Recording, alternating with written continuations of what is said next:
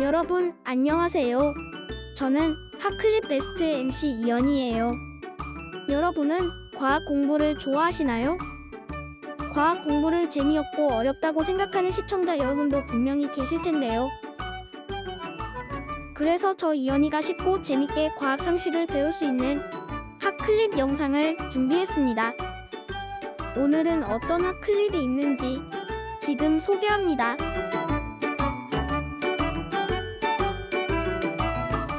뼈 안에 혈관이 있다, 없다 해서 있다고 했죠. 뼈도 이 혈관으로 근육처럼 재료를 공급받아서 채워 넣기도 하고요. 내용물을 뺏길 때도 이 혈관을 통해서 뺏기는 거기 때문에 심혈관계와 떼어놓고 생각을 할 수는 없습니다. 또 근육 때문에 뼈가 튀어나오는 것처럼 여기 붙어있는 근육도 뼈의 영향을 받습니다. 아까 얘기했던 관절과 뼈도 있지만 또 다른 예시가 있는데요. 뼈에 문제가 생겨서 고정을 하게 된다면 기부스를 하면 그 부분을 쓰지를 못하겠죠. 안 쓰는 근육은 약해집니다. 근육이 피해를 입은 거죠. 이렇게 뼈와 근육은 서로 긴밀하게 영향을 주고받는 사이라는 겁니다. 또 호르몬이라는 애도 몸 구석구석 관여를 합니다. 호르몬은 내분비계라고 불리는 여러 기관에서 만드는데요. 그림을 보시면 전신에 고루 퍼져 있죠. 췌장이라고 부르는 이자, 갑상샘, 그리고 부신, 또 성호르몬을 분비하는 난소, 고환도 내분비계에 해당합니다. 일부 호르몬은 오늘 본 뼈와 근육이 사라지는 데 영향을 끼치고요. 또 걔네가 자라는 데도 관여를 합니다. 그러니까 신경계 말고도 머리가 아픈 게 또 늘었죠. 하지만 이런 관계를 생각하지 않고 하나의 기관만 본다면 그만큼 힌트를 놓치는 게 됩니다. 한정된 정보는 그만큼 시야를 좁히게 되니까요. 적은 정보로 모든 걸 해결하려 한다면은 효율이 떨어지는 거죠. 결론은 해부학을 볼 때 각 기관의 개성을 알고 부분 보면은 더 효율적일 수 있다는 거고요. 난 이미 일부분만 봤는데 좀 띄엄띄엄 아는데 그래도 나중에 카메라를 뒤로 빼서 전체를 보는 거를 목표로 삼자는 겁니다. 최근 거미의 감각기관을 모방한 전자소자를 업그레이드한 김태일 교수. 거미가 갖고 있는 커티큘러 패드라고 하는 점탄성 감각기관 필터 소재를 모방하기 위한 젤라틴이라고 하는 소재고요. 이 소재는 키토산이라고 하는 소재입니다. 두 개를 합치게 되면 물리적인 자극이 오게 됐을 때 그 딱딱한 정도가 변하는 새로운 소재가 완성되게 됩니다. 거미 다리에는 진동을 감지하는 균열 말고도 점탄성 패드가 있는데요. 감각기관 주변의 잡음을 제거해주고 필요한 신호만 전달하는 중요한 역할을 합니다. 최적의 배합 비율과 온도 조절 등 다양한 조건들을 충족하기 위해 꼬박 4년이라는 시간이 걸렸는데요. 마침내 거미 다리 속 패드를 모방한 하이드로젤을 세계 최초로 만들어냈습니다. 이 젤은 낮은 진동수에서는 액체처럼 부드럽게 흘러내리는 반면 물리적인 힘이 가해지면 금세 딱딱하게 변하며 거미 패드의 특성을 그대로 구현했는데요. 어떤 비율로 어떤 모터리든지 그리고 온도를 얼마나 가하면은 어떤 특성이 있고 그리고 온도가 낮으면 어떤 특성이 있는지 등등을 알아내기 위해서 한 4년 정도는 그 소재를 개발하는 데 썼다고 보시면 되고요. 나머지 바이오 소자에 이제 접목시키는 연구는 한 2, 3년, 2년 정도 더 했고요. 오랜 시간에 걸쳐 거미 패드를 완벽하게 재현해 기존 전자소자의 큰 걸림돌이었던 잡음을 제거한 초고민감도 전자소자를 만들어냈습니다.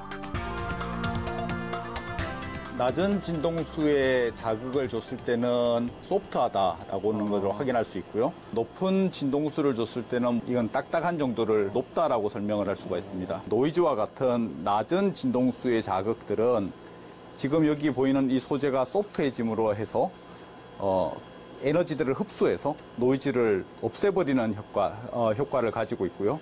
그 다음에 높은 진동수의 자극이 오게 되면은 이 소재가 딱딱해짐으로 해서 그 신호들을 전달시키는, 그래서 센서로 하여금 그 신호들을 잘 측정할 수 있게끔 해주는 역할을 하게 됩니다.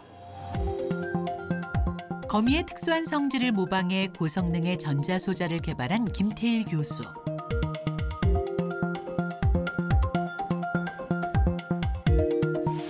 세계적 과학저널 사이언스의 연구 결과가 실리며 그는 세계적으로 인정받는 생체 모방학자가 됐습니다.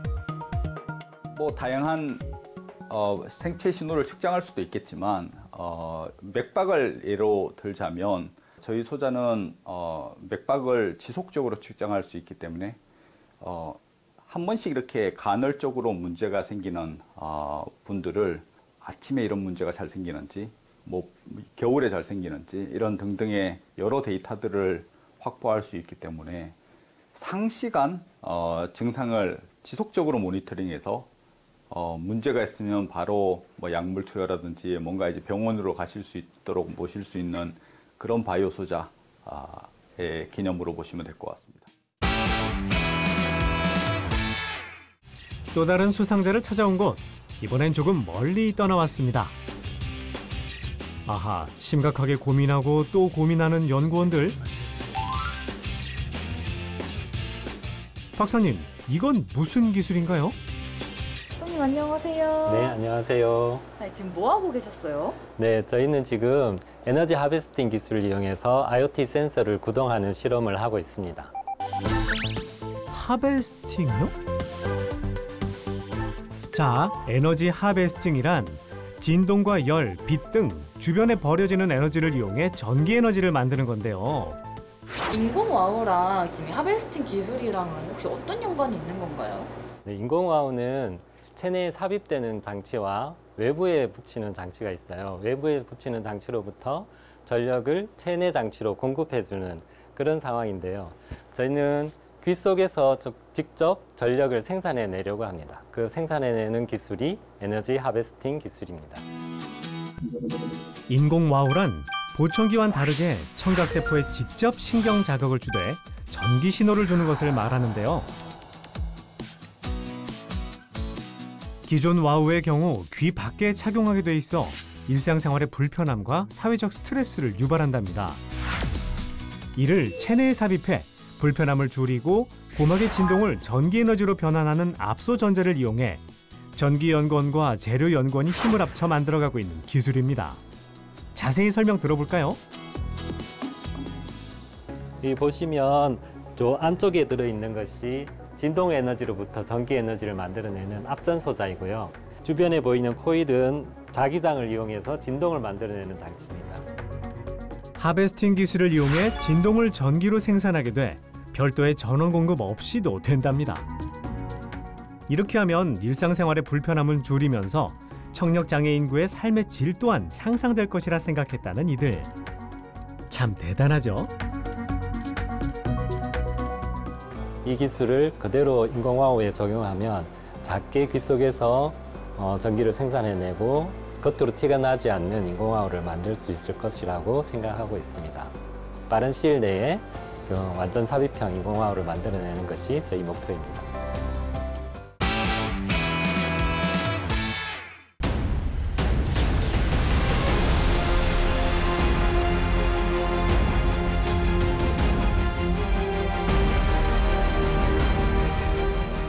이름이 좀 심플하지? 응. 좋은데요? 우리나라가 본격적으로 항공 우주 분야에 뛰어들고 발사체를 만든 건 1989년 한국항공우주연구원이 설립되면서부터야. 좀 오래됐지? 오래됐네요. 근데 선진국에 비하면 늦은 거야. 세계 최초의 우주인인 유리 가가린이 우주선을 타고 지구를 한 바퀴를 쫙 돈 게 몇 년도일까? 70년? 80년? 바로 1961년이야. 그러니까 소련은 그때 이미 그 정도의 우주 개발이 돼 있는 상태였어. 하지만 우리나라가 어떤 나라야? 빨리빨리 하는 한국인들이 모여있는 나라 아니야.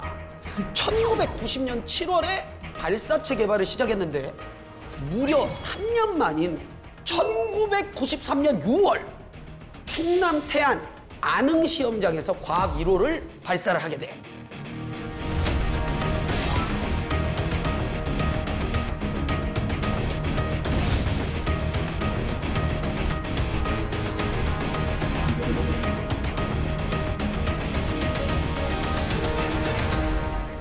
액체랑 고체랑 뭐가 다른 거예요? 고체 연료는 한마디로 화약이야. 그러니까 불 붙여서 쏘는. 그러니까 한 번 연소를 시작하면 멈출 수가 없어. 근데 이제 반면에 액체 연료 로켓은 연료를 얼마나 넣느냐에 따라 세밀한 조정이 가능하지. 그래서 1997년부터 이제 액체 연료 로켓을 개발을 하기를 시작했는데 근데 그 과정은 순탄치 못했어. 왜요? 일단 연구비가 부족해. 그런데 이때 초대 항우연 소장을 지낸 황보한 박사가 당시 한국통신위성사업 단장으로 자리를 이제 옮기게 된 거야. 그때 무궁화 1호 사업을 진행하면서 국내 위성 기술을 발전시켜야 한다. 그래서 기초연구 과제를 만들어서 항우연을 지원해줬대. 근데 당시 우리나라에는 액체 추진체 로켓의 엔진을 시험할 장소가 없었어. 왜요? 연구소 같은 데서 하면 안 돼요? 아니, 왜냐면 이 로켓 엔진은 이제 성능 시험을 하다가 보면 잘못하다가 폭발할 수가 있어. 뻥 하고. 그래서 완전 외진 곳에서 이제 이걸 해야 되는데 그 외진 곳에 또 전기는 들어와야 돼. 척박하지. 근데 그때 모 기업에서 컨테이너를 하나 얻고 대전에 있는 한 공장 외곽 공터에서 시험을 했대. 아, 이게 시험하는 거예요? 그렇지. 여기 지금 컨테이너 보이고 여기 시험 불 켜는 거 보이지? 자, 엄청 고생들 했지. 연구원들 분들 이 모습이 좀 초췌해 보이지? 고생 엄청나게 한 거야. 그렇게 노력 끝에 액체 추진 과학 로켓 KSR-3의 발사가 2002년 11월 28일에 이루어졌어.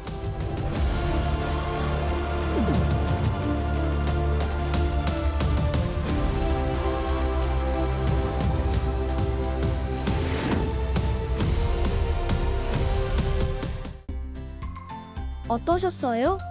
흥미로운 내용들이 많이 있었나요? 여기서 끝이 아닙니다. 재미있고 알찬 핫클립 베스트 이어서 보겠습니다. 그 초여름에 피는 대표적인 꽃인 수국 아시죠? 우리 집에 마당에 심어놨어요. 네, 그 다양한 색을 가진 꽃인데요. 그 꽃을 보면 피어날 때는 좀 노란색이었다가 점점 파란색으로 바뀌었다가 분홍색으로 바뀌는, 혹시 보셨는지 모르겠어요. 아, 저는 마당에 심어놨기 때문에 보고 있었다니까요. 계속 이제 바뀌는 네. 색깔 너무 신기하지 않나요? 신기하긴 한데 그게 네. 이거랑 무슨 상관이 있어요? 그게 바로 꽃 안에 들어있는 색소 때문에 결정되거든요. 마치 리트머스처럼. 네.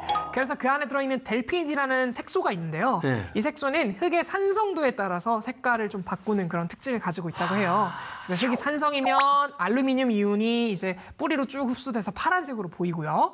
염기성이면은 알루미늄 이온이 흡수되지 못해서 이제 분홍색이 되는 그런 모습을 나타내는 거죠. 와. 그래서 이 원리를 이용하면 이 수국꽃의 색깔을 원하는 대로 바꿀 수도 있다고 합니다. 저희 여기 보시는 것처럼요. 아니, 그러니까 이 자연에서 토양과 이거의 만남이 어떠느냐에 따라서 색깔이 정해지는 거잖아요. 그렇죠. 네. 와, 저 진짜 처음 알았어요. 우리 집 마당에 있지만 처음 알았어요. 네. 수국을 보면서 여러분들 어떤 토양에서 자라는지 한번 생각해 보시는 것도 좀 재미있는 관찰이 될 수 있다라고 저는 봅니다. 네, 그리고요. 네, 화단에 보면 달걀 껍데기를 이제 부숴둔 거 혹시 보신 적 있으신지 모르겠어요? 옆집에 다 그렇게 하고 있어요. 아, 정말 그렇겠습니까? 그러다가 산책 가다가 예. 제가 키우는 반려견 태풍이가 맨날 거기다가 킁킁대고 있거든요. 걔랑 껍질이 있으니까 왜 네. 그런 거예요? 이 달걀 껍데기의 주성분이 사실 탄산칼슘이라서요. 이 탄산칼슘도 염기성 물질이거든요. 그래서 이게 토양에 들어가면은 토양의 산성화를 중요하기 위한 네, 그런 염기성 물질로 쓰이기도 하고요. 또 왜 김치가 너무 시게 됐을 때 그 이제 대처법으로 달걀 껍질 이렇게 부숴가지고 넣으면 신맛이 좀 잡히잖아요. 네, 그런 같은 원리로서 이용되고 있어요. 대박 사건. 네. 제가 결혼하면서 제일 안 맞았던 게 네. 김치거든요. 나는 신김치는 별로 안 좋아해. 근데 심진아 씨는 신김치 좋아해. 달걀 껍질 이용을 하면 되겠네. 반반 나누면 되겠네요. 그러니까. 야. 자, 오늘 이렇게 별별 실험실에서는요, 우리 일상과 늘 함께하는 산성과 염기성에 대해서 알아봤는데요. 전 앞으로 생선을 손질할 때 이 도마는 꼭 식초로 닦도록 하겠습니다. 왜? 생선 비린내나 이런 것들은 암모니아는 염기성이니까. 역시 오늘 배운 걸 또 이렇게 바로 생활에 적용해 보시는. 당연하죠. 네, 또 형님이 아닐 수 없습니다. 네. 근육옥감의 시작은 형상기억 합금을 스프링 형태로 만드는 것. 네, 근육 한 판 만들려고 지금 세팅 중에 있습니다. 장력을 좀 신경 써가지고 세팅을 합시다. 저희가 형상기억합금 와이어를, 이게 금속인데요. 금속을 스프링 모양으로 기억을 시켜야 되는데 그걸 심선 위에다가 감아야 되거든요. 그걸 가지고 우리가 직조를 하거든요. 근데 스프링 모양으로 만들기 위해서 코일링하는 기계입니다. 전선 형태로 된 형상기억합금을 원통 형태로 감아서 만드는 건데요. 이 기계에는 박철훈 박사의 고뇌가 담겨 있다고 합니다. 처음에는 저희 손으로 직접 물레를 돌려서 감았습니다. 기계가 없었어요? 저희가 세계 최초다 보니까 이 기계를 살 수도 없고, 그래서 저희는 이 기계를 아예 만들었습니다. 무거운 모터 대신 가볍고 유연한 옷감 형태의 로봇을 만들자는 생각으로 형상기억합금을 떠올린 박철훈 박사. 하지만 세계 최초의 방식은 곧 새로운 공정이 필요하다는 의미였습니다. 이게 저희가 처음 형상기억합금으로 스프링을 만들 때 쓰던 물레입니다. 봉을 걸고 이렇게 돌리면 봉에 코일링이 되는 겁니다. 쉽게 만든다고 만든 건데요. 지금은 개수가 이걸 가지고 제작해가지고 감당을 할 수가 없어서 다 자동화 시켰습니다. 그거 전에 이제 손으로 했던 단계가 한 번 더 있죠. 손으로 직접 이렇게 하다. 형상기억합금으로 근육옷감을 만든 사례가 없어 스프링 하나씩을 감고 모양을 유지하기 위한 열처리 공정까지 직접 만들어야 했죠. 이 하얀 부분이 실이고 그 위에 와이어를 감은 모습입니다. 이 한 마디가 스프링 한 개입니다. 근데 이게 실처럼 보이지 스프링처럼 안 보이는데요? 실처럼 보이지만 실제로 스프링처럼 감겨 있습니다. 수작업에서 장치 제조까지 꼬박 5년 동안을 공정을 확보하는 데 주력한 박철훈 박사. 그 결과 지금은 최적의 성능을 자랑하고 있다고 하는데요. 100원짜리 동전 테두리의 홍보다도 더 촘촘할 정도라고 합니다. 저희 로봇 실험할 때 쓰이는 근육옷감을 만들려면 약 1,500개 정도의 스프링이 필요합니다. 저희 손으로 직접 감았을 때는 일정한 피치가 나오지도 않았었고, 그리고 일정하게 힘을 주지 않으면 쉽게 끊어지기 때문에 정말 오래 많이 걸렸습니다. 하루 최대 생산량이 얼마나 됐어요? 하루 많이 만들면 20개였습니다. 현재는 100마이크로미터였던 형상기억합금 스프링을 40마이크로미터까지 구현할 정도로 얇게 만들었는데요. 더욱 얇은 근육옷감으로 로봇을 만들려는 연구가 진행 중입니다. 미래에는 노약자분들이나 산업 근로자분들을 지원하기 위한, 근력을 지원하기 위한 웨어러블 로봇이 반드시 필요한 사회가 될 것이고요. 내가 뭐 일을 더 많이 하려는 게 아니라 일은 똑같이 하는데 일을 한 이후에 내 몸의 피로를 덜어주는 거거든요. 그리고 좀 더 가볍고 저렴한 형태로 제가 연구를 하고 있기 때문에 많은 분들이 좀 더 빠른 시일 내에 기술이 나 여기까지 왔구나, 나를 도와줄 수 있구나를 체감하실 수 있을 겁니다. 시장조사 업체 포춘 비즈니스 인사이트에 따르면 전 세계 입는 로봇 시장이 2029년이면 약 15조 원에 이를 전망이라는 분석도 있는데요. 입는 로봇이 다양한 용도에 맞게 신체 기능을 높여주는 보조 장비로 주목받으면서 국내외 기업들이 개발 경쟁을 벌이고 있습니다.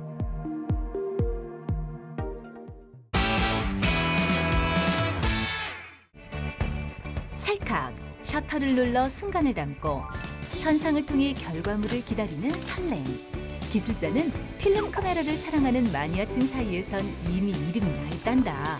노출도 망가지고 셔터 스피드 또 이 셔터 막에 누가 이렇게 기름을 쳐놨어요. 여기다가 기름에 그 부하가 걸리니까 셔터 스피드가 안 맞는 거예요. 여러 가지 다 이것도 총체적으로 봐야 돼 다. 긴 세월 손때가 묻은 만큼 눈으로 보이는 증상은 하나더라도 실제로 그 내부를 뜯어보면 그리 간단치가 않다. 때문에 한번 수리할 때 대대적인 수리가 이루어진다고. 아니 이거 바꾸고 뭐 거리계니 뭐 셔터 스피드니 뭐 이런 거 다 다시 또 싹 손봐야 되고. 오래돼 부서져 버린 부품을 교체해야 하는 상황. 생산이 중단된 카메라는 다른 카메라에서 호환되는 부품을 가져와 사용할 수밖에 없다는데 오래된 물건의 수명이나 다름없는 잦은 고장 원인을 정확하게 파악하는 것이 무엇보다 중요하단다. 요거지 이게 지금 이게 망가진 거고. 이거를 빼서 쓰실 거라고요? 그에게 카메라를 수리하는 일은 수명을 다해가는 필름 카메라에 새 생명을 불어넣는 과정이라고. 제가 88 올림픽 끝나고 나서부터 카메라가 장사가 죽기 시작했어요. 디카 나오면서부터. 그래서 그때 이제 장사를 접고 수리를 시작을 한 거지. 수리를 전문으로만 했지. 한 대를 작업하기 시작하면 최소 4~5시간은 기본으로 소요된다는데 어라? 이거 좀 문제가 있어 보이는데? 유심히 귀를 기울이는 기술자. 그 시점을 찾는 거예요, 기로. 시점이요? 시점을 찾는다? 도통 이해할 수 없는 기술자의 말. 이때 나사를 조정하고 확인해 보는데 이렇게 다 열려야지. 아까 요만큼밖에 안 열렸잖아요. 기술자의 손길 한 번에 다시 정상 작동하는 카메라. 조립을 하다 보면 유격이 다 생기게 돼 있거든. 그러면 그게 어쩔 수 없이. 그러면 그 간격 유지를 해줘야 될 거 아니에요. 네네. 그 설계한 사람이 그 사람이 설계한 그 이유를 알아야만 내가 그걸 고치지. 그렇지 않으면 안 되죠. 필름 카메라 자체가 귀했던 시절. 딱히 배울 곳이 없어 관련 서적을 찾아보며 모두 독학으로 공부했다는 기술자. 그 일본 사람들이 쓴 뭐 수리하는 책이 아니고 용어 해설집 또 그 설계한 그 저거 이런 것들을 이제 보고 배우는 거지. 내 손을 거쳐간 카메라는 새 카메라와 다름없이 오래오래 쓸 수 있도록 하는 것이 자부심이라 말하는 기술자.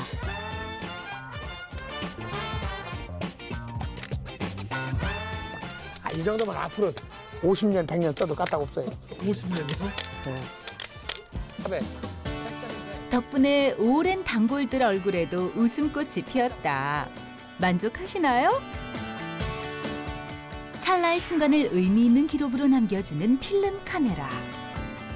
그 아끼던 카메라들 못 쓰고 있는 사람들이 많은데 그런 사람들이 이제 앞으로 내가 쉰다는 데까지는 고쳐서 쓸 수 있게끔 해봐야죠.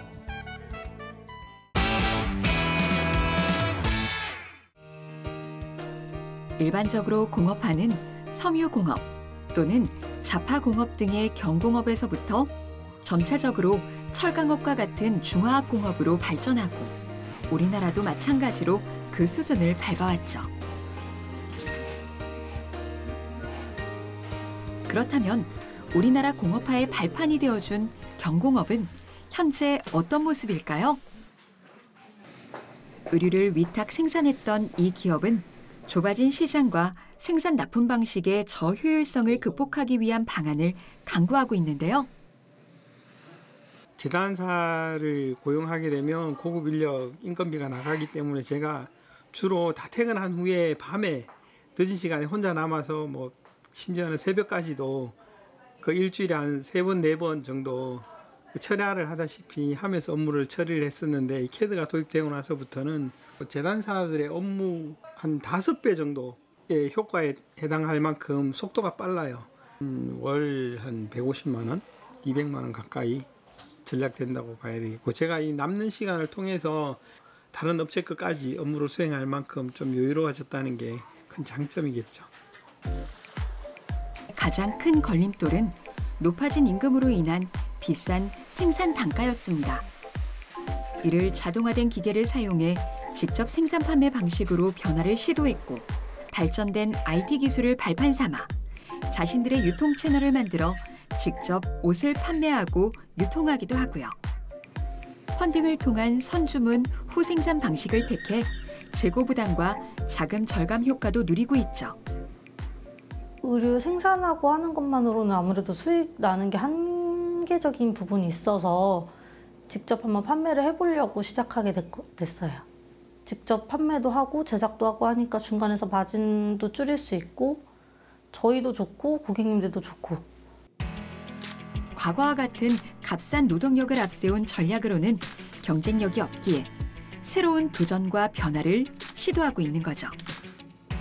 기업의 시도는 의미 있는 성과를 낳고 있습니다. 하지만 좁아진 시장과 산업 여건은 여전히 풀어야 할 숙제고 관련 산업군에 종사하는 이들에겐 큰 부담이 되고 있습니다. 대부분 다 해외 생산을 하고 있고 거기에 이제 따라가지 못하는 업체들은 그나마 이제 국내에서 생산하고 있는 이런 환경이다가 보니까 의류 제조업이 어떤 성장할 수 있는 발판이 점점 약화된다고 봐야 되겠죠. 경쟁력 있는 생산 시스템을 갖추는 것, 우리가 서비스 품질도 잘 지켜주고 생산성도 높여서 다른 회사 대비 어떤 경쟁력 있는 회사가 되어야만 우리가 지속적으로 회사를 운영할 수 있기 때문에 그런 부분에 오히려 더 신경을 많이 쓰고 있습니다. 여러분, 핫클립 베스트 재미있게 시청하셨나요? 핫클립 베스트를 통해서도 과학 상식을 배울 수 있다는 것을 알 수 있었습니다. 다음에도 재미있는 과학 상식으로 찾아오겠습니다.